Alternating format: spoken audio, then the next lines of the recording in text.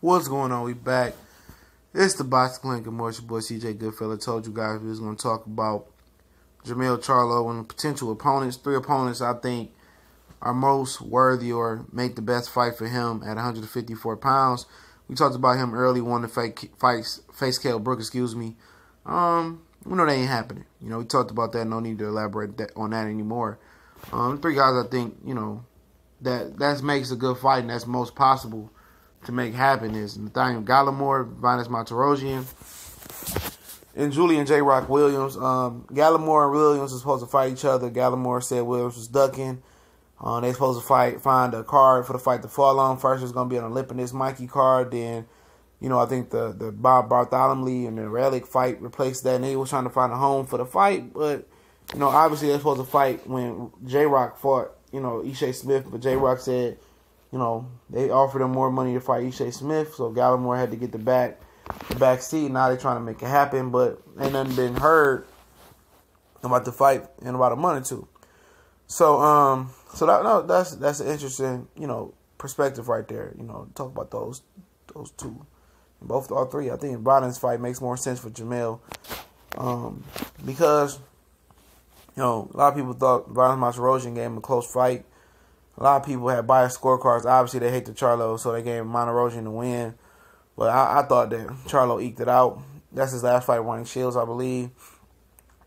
So I mean, you know, do what a true champion do. You know, you go, you know, right your wrongs, go dot your I's, cross your T's, and tie your shoelaces. You know, go ahead and get that skeleton out your closet. Even though you weren't a champion and you still was young, go out there, face Vinas, and make an example. And that's what he wants, but Vinas is having some promotional issues.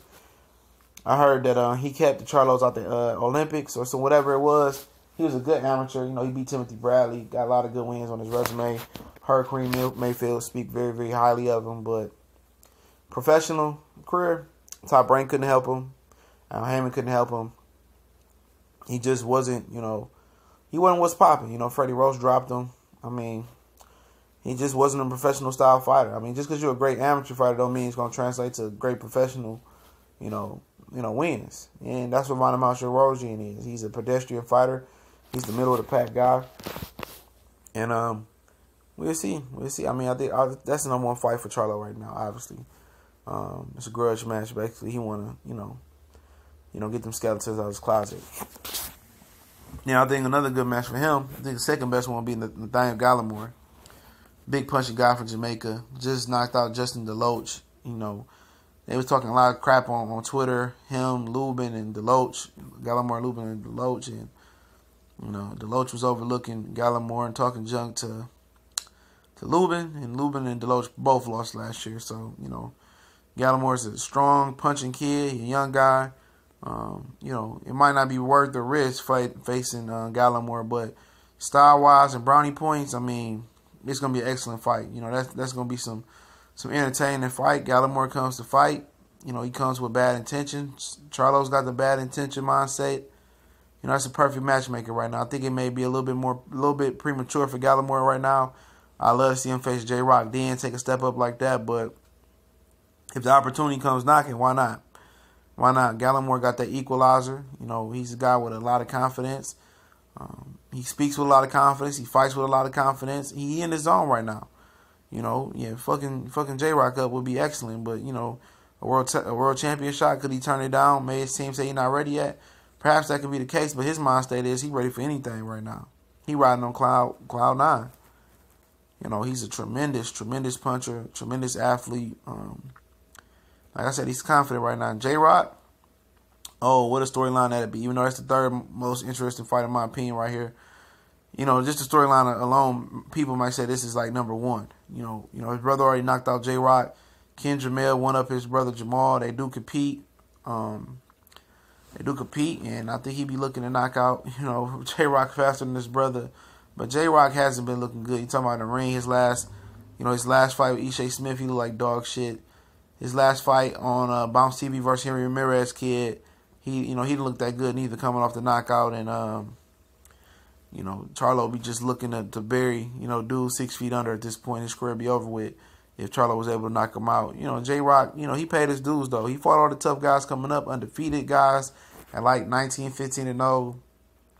he definitely didn't get babysitted on the way up.